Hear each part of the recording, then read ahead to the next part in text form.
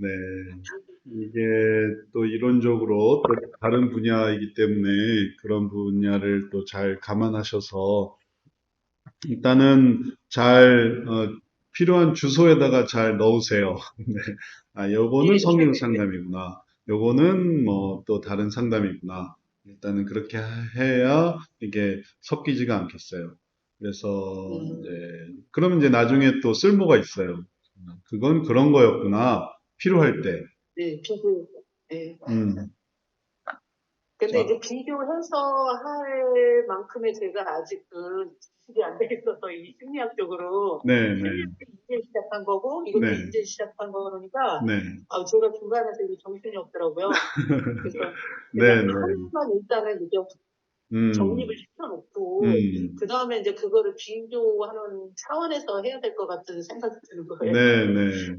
배우는 분야가 상담 분야라는 게 정말 결국은 어떤 의미냐면, 이렇게 전체적인 이런 분야가 있다고 할 때, 이 중에서 이제 어디다가 팔 거냐, 이런 개념이에요. 어디를 공부할 거냐. 공부한다는 게 이제 파고 들어가는 건데, 어디를 팔 거냐. 뭐 여기를 팔 수도 있고 저기를 팔 수도 있고 공부를 하니까 내용을 이제 듣게 되잖아요. 그런 내용을 듣고 그런 내용을 살펴보게 되면 또 이쪽 분야를 파는 거고. 그러면 이제 판 만큼 이제 거기다가 이제 또 집을 지을 수가 있는 거니까요.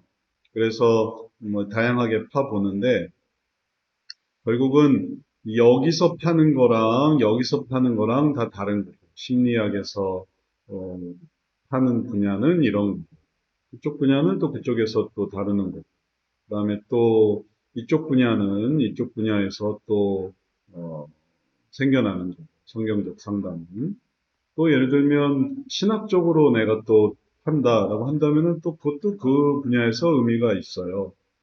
그리고 이제 이게 전부 이게 섞이는 거는 아니라 이걸 팠다고 해서 저걸 팔 수 있는 게 아니라 저걸 팠다고 해서 이게 저절로 파져 있는 게 아니라 결국은 이걸 판 다음에 이걸 넘어가는 거고 이걸 판 다음에 이걸 넘어가는 거고 그런 거죠. 그리고 제가 이제 성역 상담 이렇게 가르쳐 보면서 누구에게 가르치는가라는 거는 큰 의미가 없더라고요. 누구에게 가르치는가. 누구든지 배울 수 있어요. 성역 상담, 성도란 누구든지 이단만이 아니라 그리고 그게 뭐 나이나 뭐나 이런 것들과도 관련이 없더라고요. 지식 수준이나 학력이나 이런 것도 또 소용이 없어요. 왜냐하면 다 배운 대로 다 활용할 수 있기 때문에. 예를 들어서 우리가 필요로 하는 사람이 상담사뿐이다 라고 한다면은 뭐 누가 배우느냐 뭐 이런 게 의미가 있겠죠. 근데 이게 성교적 상담이 상담사가 되어야만 의미가 있고 상담사가 아니면 뭐 진짜 헛고생이다 이게 아니거든요. 성경 상담을 배웠다는 거는 내가 성경적인 원리를 삶 속에 적용하는 그런 거라서 배운 건 배우는 대로 의미가 있어요. 그리고 또 그게 성경 상담을 가르치는 게 이제 또 본질이기도 한 거죠. 그렇게 할 수 있도록 성경적인 삶을 살아갈 수 있도록 하는 거니까. 안 그러면 그 자리를 다 뭐가 차지하냐면 다 심리학이 차지해요. 진짜 제가 교육학 하면서도 느끼는 거지만 심리학이 얼마나 교회 안에 들어와서 심리학적인 가치를 성경을 빌미로 해서 가르치고 있는지 뭐 안타깝게도 하지 않으니까 성경적으로 삶에 적용하지 않으니까 심리학으로 성경을 들어와서 행동주의 들어왔죠. 인간 중심주의 들어왔죠. 정신분석 들어왔죠. 그다음에 인지행동도 들어왔죠. 성경을 가지고 심리학을 하는 거예요. 왜냐하면 왜 그렇게 됐냐면 성경을 가지고 한 게 아니니까 성경을 가지고 하는 게 뭔지를 모르니까 그 다음엔 심리학을 가지고 들어온 거예요. 왜냐하면 구약신학 가지고는 삶에 적용할 수가 없거든요. 구약신학, 신약신학 그냥 구약만 연구하는 거고 신약만 연구하는 거기 때문에 그 자체로는 뭘 어떻게 해볼 수가 없어요. 그냥 그거는 이제 논의 자체가 틀린 거예요. 구약의 단어의 의미가 뭐고 그게 성경 내에서 뭐가 없는가. 그거는 그냥 성경 안에서 이루어지는 거지 그래서 여기 삶이 뭐냐? 이럴 때 또 심리학으로 들어와요. 왜냐하면 그쪽 분야에 하는 게 늘 심리학이기 때문에. 안 그럴 수가 없어요.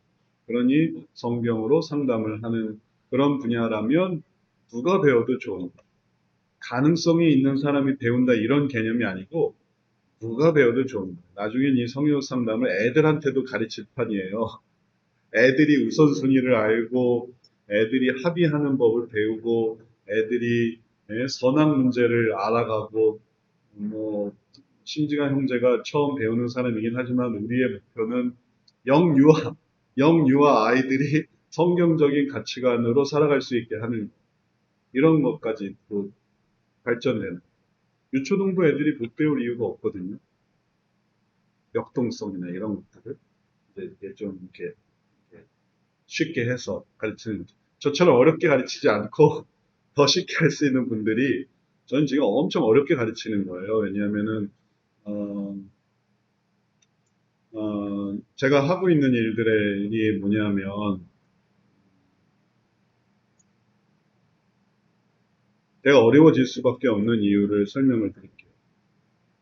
이게 아까 우리가 본 그런 개념들이거든요. 이게 마음이라는 개념인데 저는 이제 상담을 늘 하면서 늘 이런 마음들과 씨름을 해요.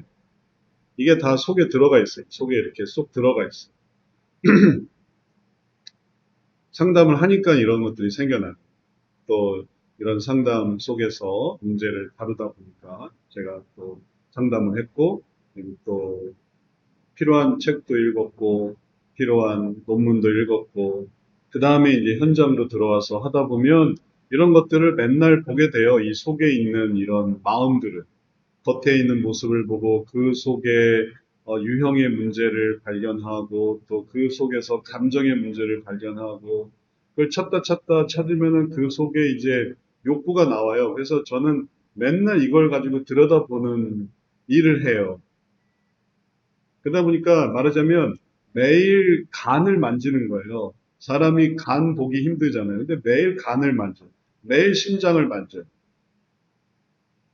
그러니까 자연히 심장의 모습이 익숙해지는 거예요. 여기에 관한 책도 읽었고, 여기에 관한 논문도 다 읽었고, 그 다음에 현실을 보니까 현실에서의 이 심장의 모습이라는 건 정말 이게 표현만 할 수 있어요. 보여줄 수는 없고.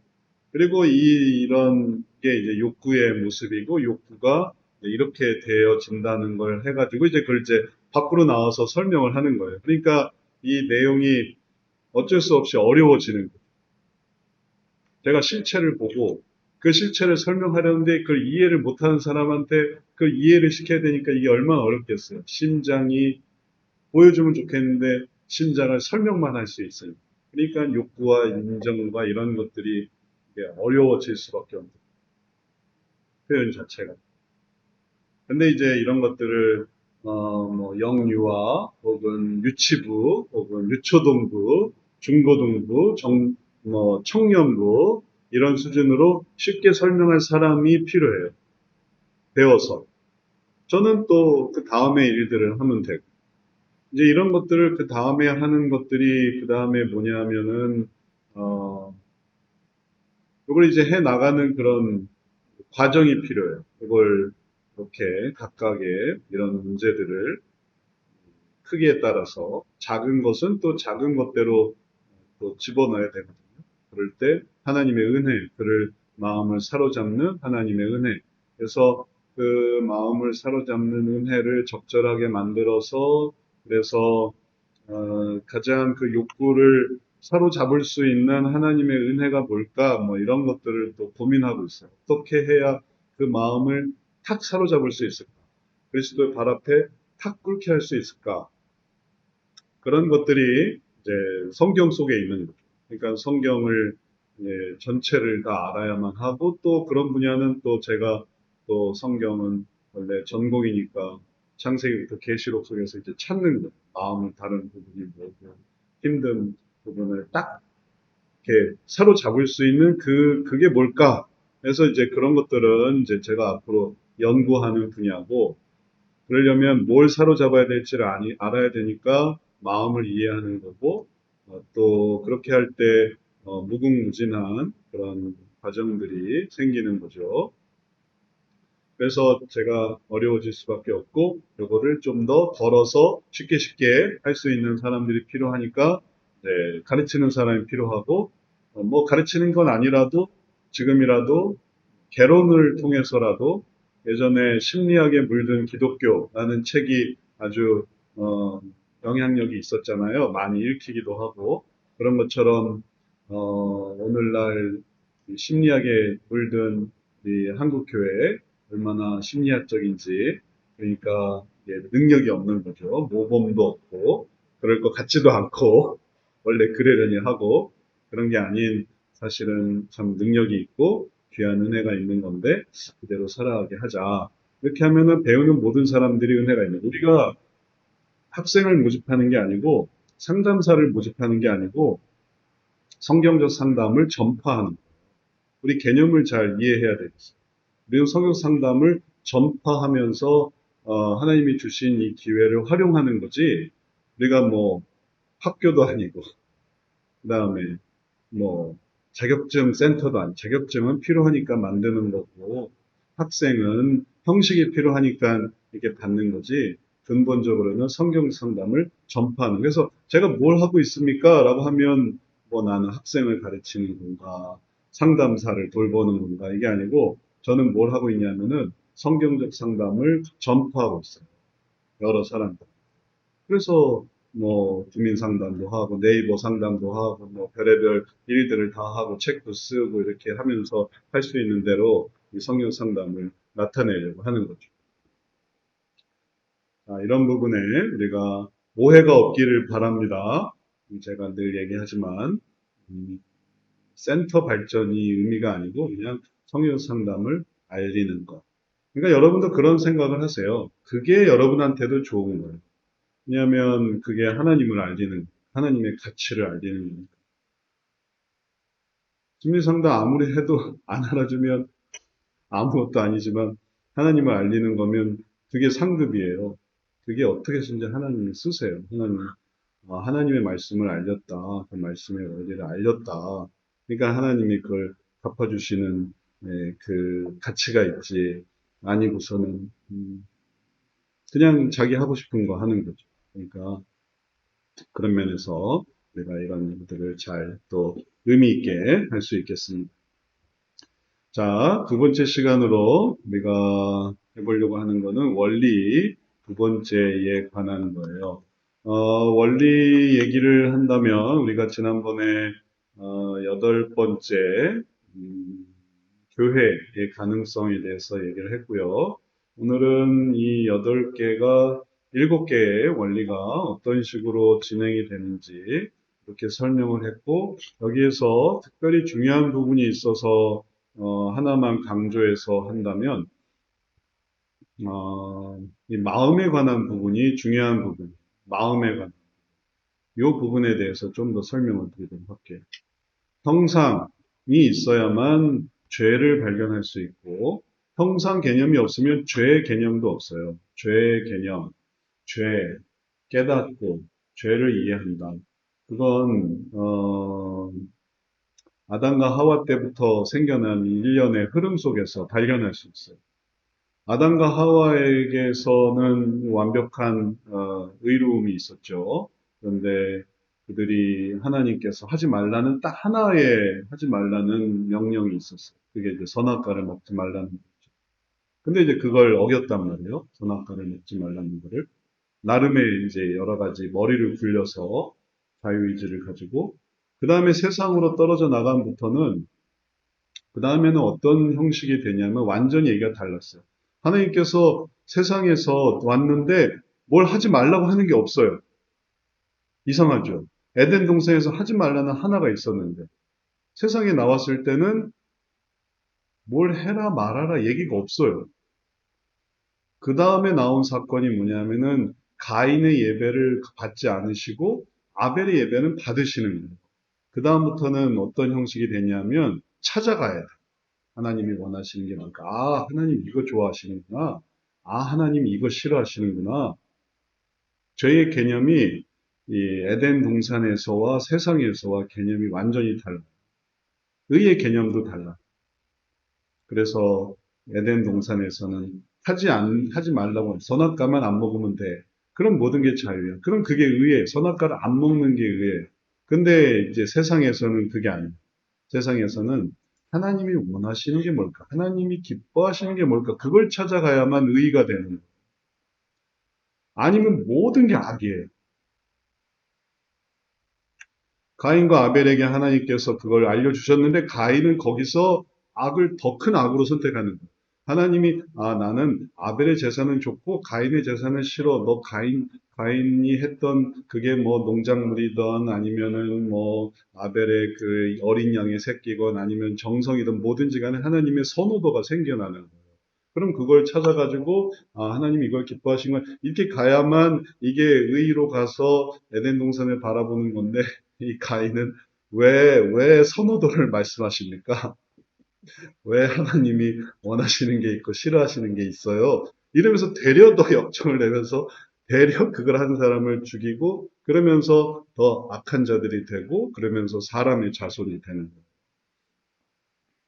이제 죄의 개념도 하나님의 형상 속에서 죄의 개념이 생기는 거라서 하나님의 형상을 이해하고 그걸 이해할 때 받아들일 때 그 다음에 죄의 개념에서 이런 게 생기는 거예요. 그리고 이런 거는 이 성경적 상담에서만 생기는 뭐 논리적인 어떤 발전 과정이 다른 심리학이나 아니면은 신학에서도 이런 개념이 없어요. 왜냐하면 신학도 뭐와 씨름하냐면 바리새적인 신학, 혹은 대제사장적인 신학, 혹은 사두개인도 신학을 해요. 정말 아이러니한 일이죠. 부활이 없다고 말하는 사두개인 그만큼 현실적이고 세속적이었거든요. 근데 그 사람들이 또 유대의 하나의 그런 어떤 지도층을 형성했단 말이에요. 부활이 없다고. 구약은 있는데 부활은 없다니 하나님은 믿는데 부활이 없다니 그런 논점과 이 신학으로 들어가면 이제 그런 것들이 씨름이 돼요. 그래서 신학도 배워보시는 분들은 알겠지만 자유주의 신학과 싸워야 되고 아니면은 또 신신학 혹은 또 세대주의 신학 혹은 각종 사람들이 만들어낸 보수적인 신학이 아닌 그런 나름의 신학과 씨름을 해야 되고 그런 신학으로 상담을 한다면은 얼마나 더 황당하겠어요.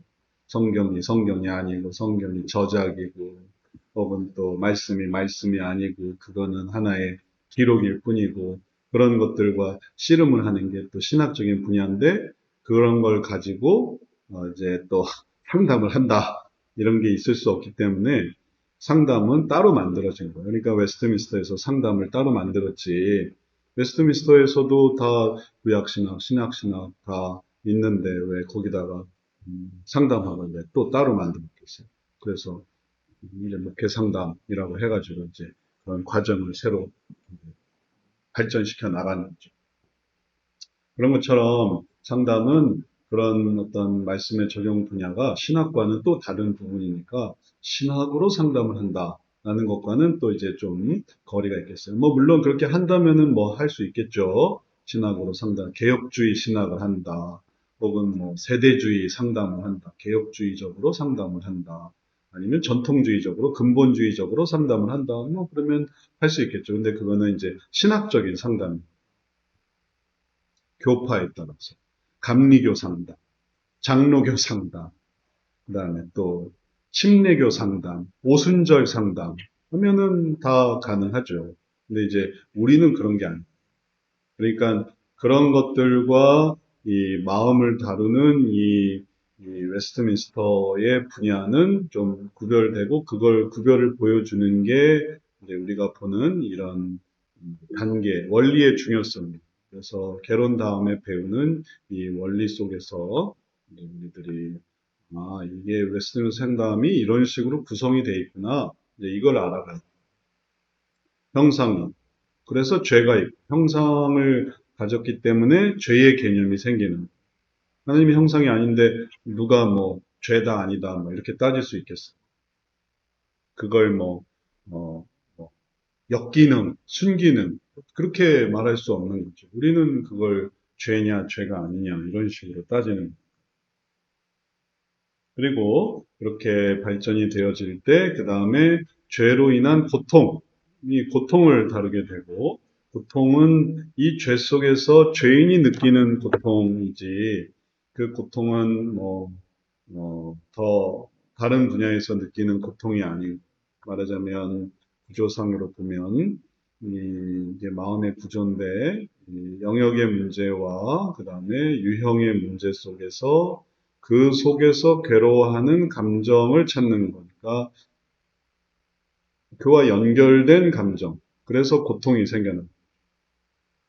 물론 이 분야를 뚝 떼어놓고 생각해 보면 그래서 그냥 이 분야만 뚝 떼어놓고 생각해서 그래서 이게 이제 전체적인 하나의 커다란 영역이고 그다음에 그 속에서 이 유형의 문제가 생겨나고 이제 이게 감정에 해당하는데 이 감정 자체만 이렇게 뚝 그 안에 있는 내용이었지만 이걸 뚝 떼놓고 생각해 보면 그 자체로도 생각할 수 있지만 사실은 예를 들어 뭐 우리가 뼈다 뼈는 결국은 뼈는 몸 안에 있는 거잖아요. 뼈가 밖에 나와서 뼈가 돌아다닌다. 그러면은 그 뼈는 무슨 뼈겠어요? 죽은 뼈죠, 죽은 뼈. 뼈는 그 안에 있단 말이에요. 안에 혈관과 같이 구성이 되어 있는 거. 저도 지금 이게 뼈가 골절이 났어요. 운동을 하다가 넘어져서 두 팔로 딱 굳었는데, 이 새끼손가락, 오른쪽에 새끼손가락 이 부분이 콱 눌리면서 얘가 똑 부러지더라고요. 그래서 이만큼 부어가지고 병원에 가니까 엑스레이에 딱 뼈가 부러진 게 나오더라고요. 그래서 이렇게 기부스를 하고 그리고서 이제 고단한 삶을 살아가고 있는데 이게 바깥으로 나오는 뼈가 아니고 따로 존재하는 뼈가 아니라 그 속에 있는 뼈니까 이게 아프고 고통스러운 거죠. 그리고 안에서 연결되어 있는 그런 수많은 그러니까 엑스레이 상에는 뼈 골절만 보이는데 안 보이는 것 속에서는 조직의 파괴와 뼈가 부러지기까지 그 다음에 혈관의 그런 어떤 깨어짐과 그 다음에 이게 이만큼 부어 있었으니까 거기서 생겨나는 부종과 여러 가지 고통을 이게 내포하고 있는. 이 말은 무슨 뜻이냐면 문제의 그런 어떤 죄를 따지고 들어가서 그리고 그 죄 문제에서 생겨나는 고통을 찾는 거지 뚱딴지 같은 고통을 찾는 게 아니에요. 전혀 상관없는 고통을 찾는 게 아니에요. 그래서 이 순서를 잘 이해하셔야 돼요. 형상, 죄, 그 다음에 그 죄로 인한 고통, 그 사람의 고통, 그 사람의 마음에 있는 괴로움, 그걸 찾아가는 거지. 갑자기 뭐 무의미하게 형상 얘기했다가 죄도 얘기했다가 그 다음에 또 무슨 얘기를 해볼까 고통을 얘기하자 이렇게 얘기하는 게 아니라 이렇게 순서대로 이어져 있어. 지으신 형상 중에 나타나는 죄, 그 죄 속에 생기는 고통, 괴로움, 그 괴로움에 대한 이해. 그러니까 점차 안으로 들어가는. 그리고 이렇게 점차 안으로 들어갈 때 하나씩 떼어놨지만 결국은 사실은 다 이 안 속에 들어가 있는 것들이고 그리고 그렇게 하나씩 하나씩 벗겨낼 때 그때 이제 그 속에서 그 중요한 것들이 드러나게 됩니다. 그런 의미로 개론을, 이 기본 원리를 이해하셔야 되겠어요.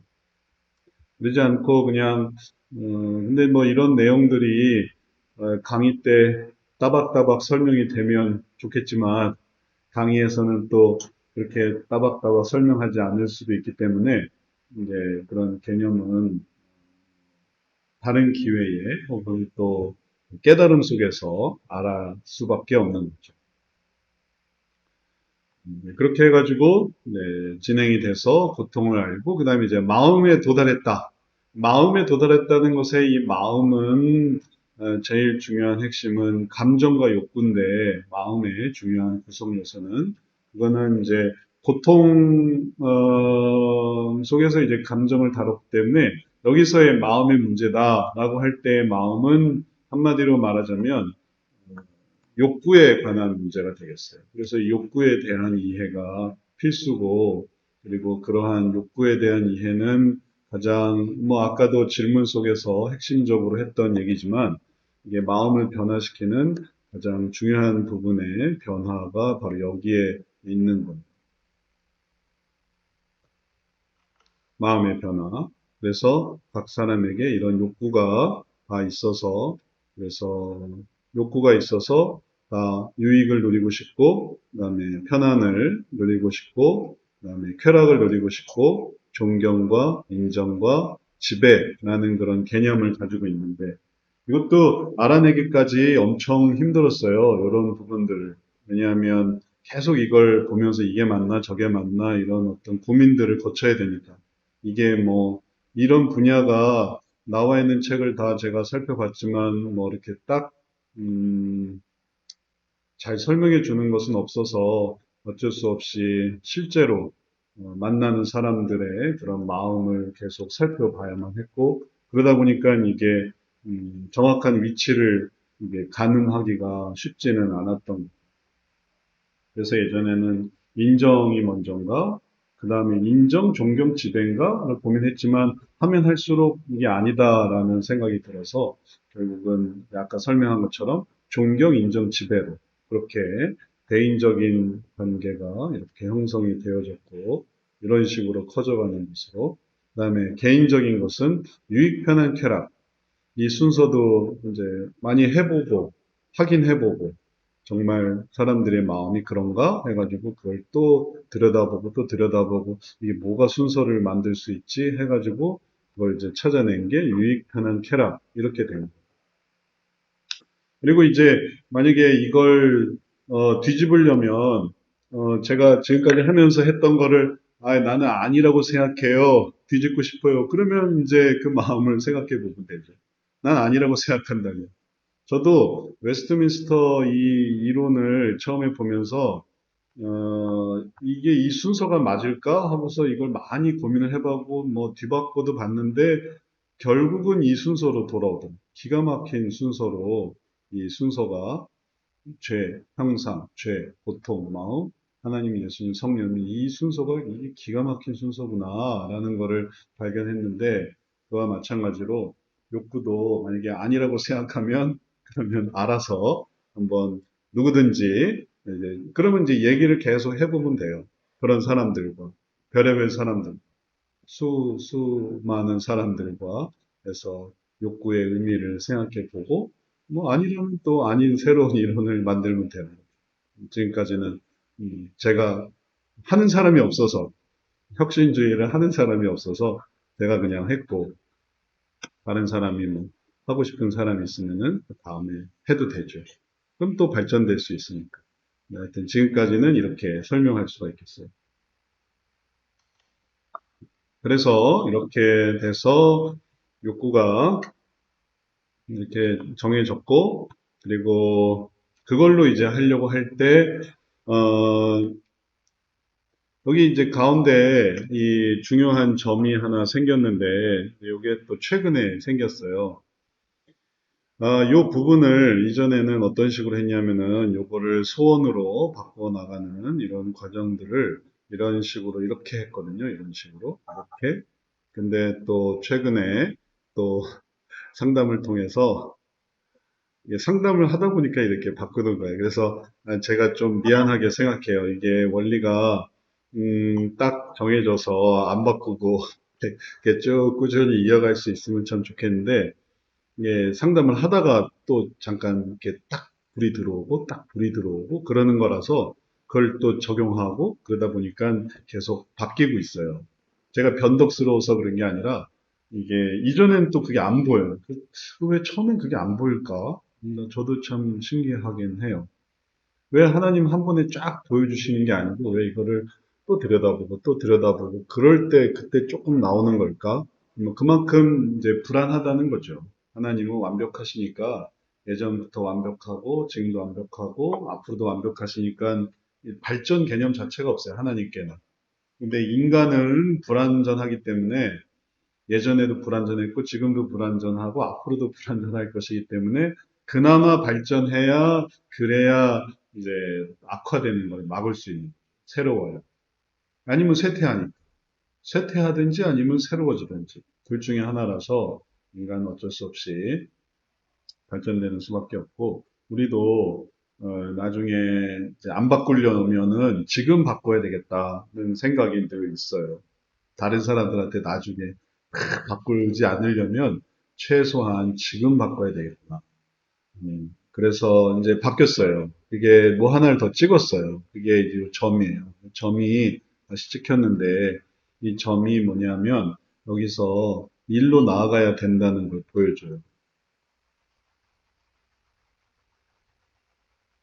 욕구에서 이전까지는 곧장 소원으로 갔는데 그리고 그 속에서 이제 개념을 집어넣어서 그 개념 속에서 발전되는 개념으로 나아갔는데 여기서 이런 부분을 생각을 해서 하나님께서 주시는 그런 은혜를 깨닫는 거 이것도 이제 은혜를 깨닫고 소원으로 가는 그런 과정이 되겠어요. 그래서 계획으로 간다 이런 식으로 그 다음에 편안도 요걸 통과해서 예를 들면 능력으로 간다 이런 식으로 이렇게 쾌락도 이런 식으로. 그래서 요거 가운데를 꼭 찍고 가야 되는데, 요 가운데 개념은 뭐냐면, 이런 욕구가 다 사라지는, 그래서 그런 것들로부터 완전히 이제 중립을 이루는 그런 개념이에요.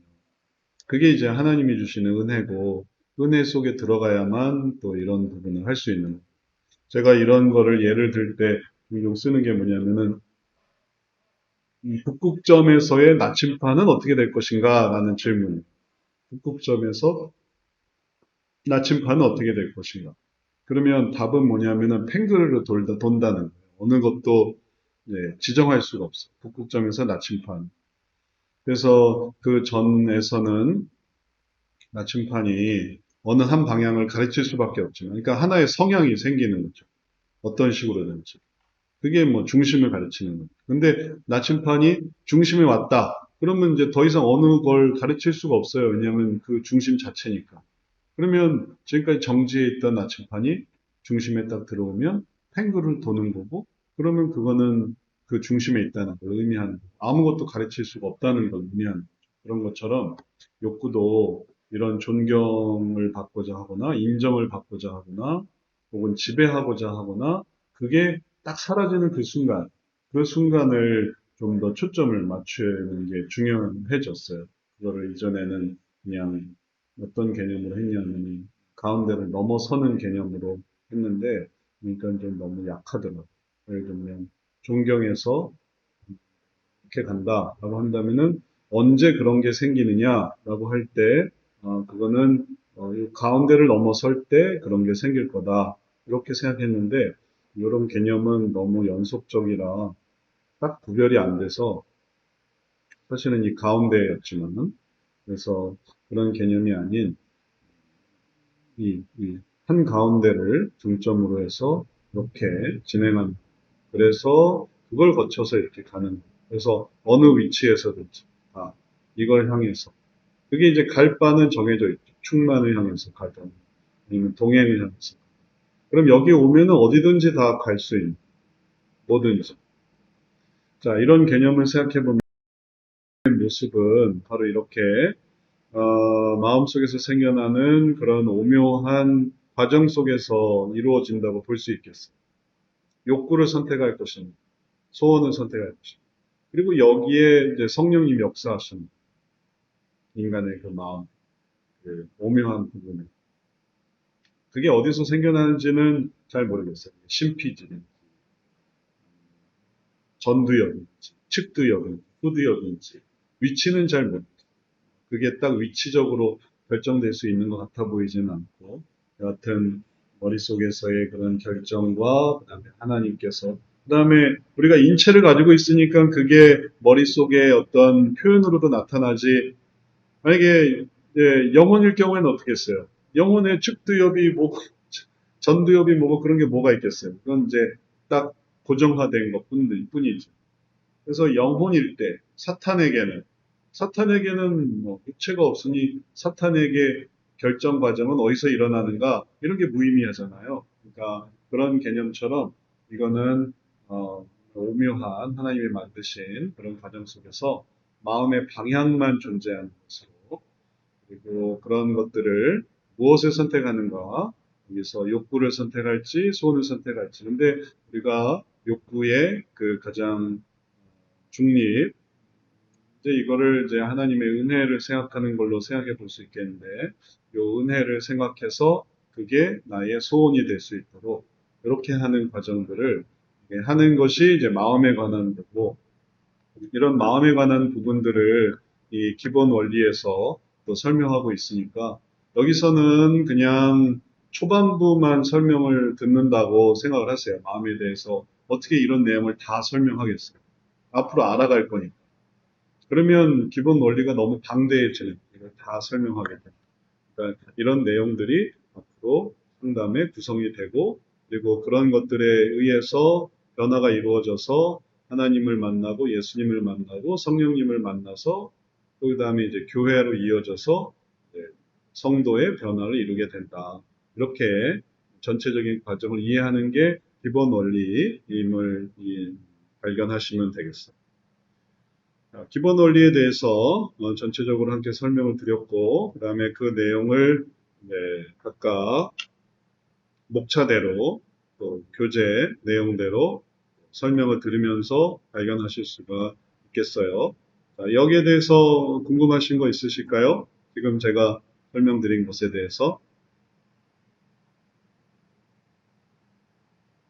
네, 말씀하세요. 유네스도 소교사님. 네, 그 강의를 들으면서 그 마음을 말씀하셨는데 그 마음이 원래 하나님이 우리 인간에게 주신 그 형상이 이제 마음이라고 생각을 하는데요. 그 지정론이 그러니까 우리가 생각하고 또 말하고 행동하고 감정을 발달을 하고 실천을 하는 그런 부분을 그 형상에서 마음에서 지정이라고 하잖아요. 네.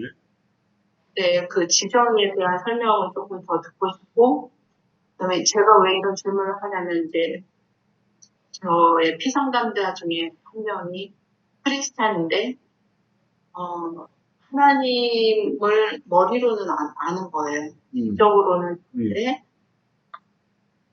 십자가를 느끼지 못해서 답답함을 느끼고 있고, 그다음에 이제 어떤 의지적인 그 결단을 해야 되는데 그 긍정적으로 안 하다니까 자기 의지적인 결단을 할 수 없다.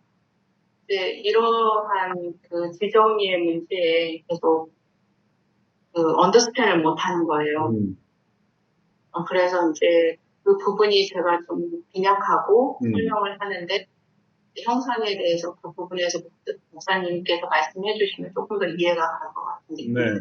네, 지정이 아까 또 다른 질문도 있었지만 이렇게 하는 것은 8단계를 2단계로 확대하는 건 아니고 이게 그냥 욕구를 소원으로 바꾸는 과정에서 짚고 넘어가는 정도 그렇게 생각해서 그냥 4단계에서 5단계로 넘어가는 걸로 생각하시면 되겠어요. 이게 자체가 하나의 단계가 아니라 그냥 구분 동작을 하나 만들었다고 생각하시면 되겠어요.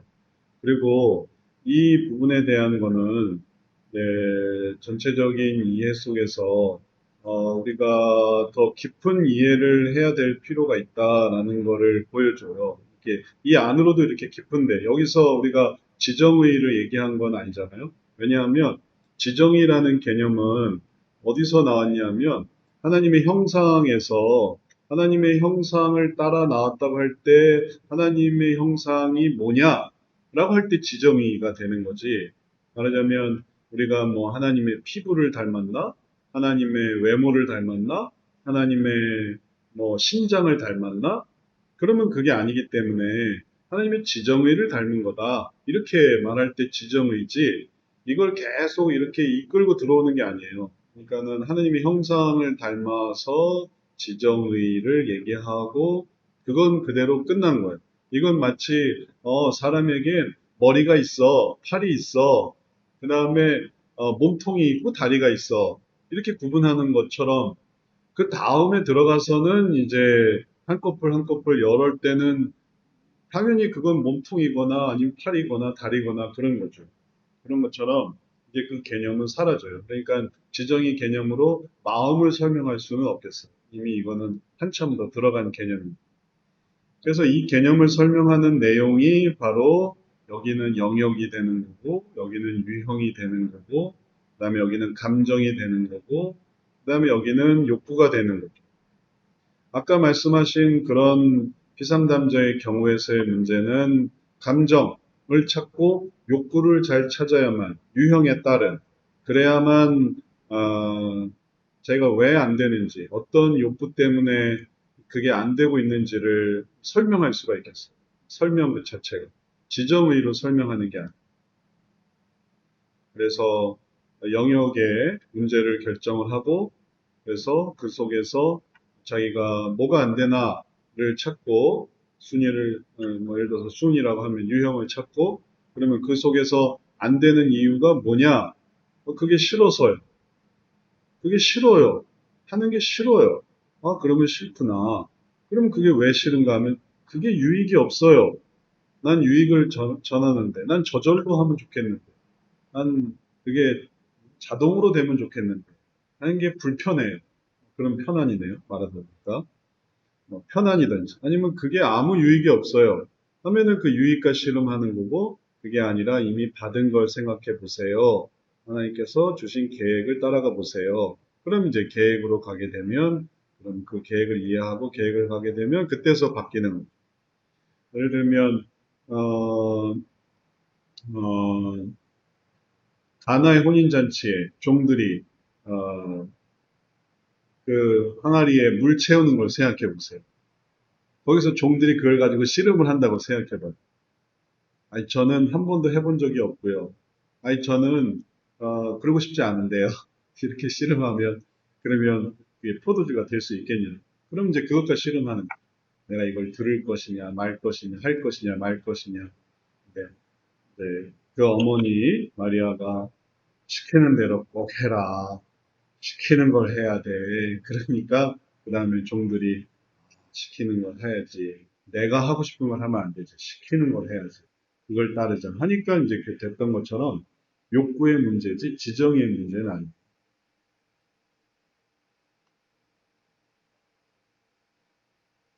그러면 이해가 되셨죠?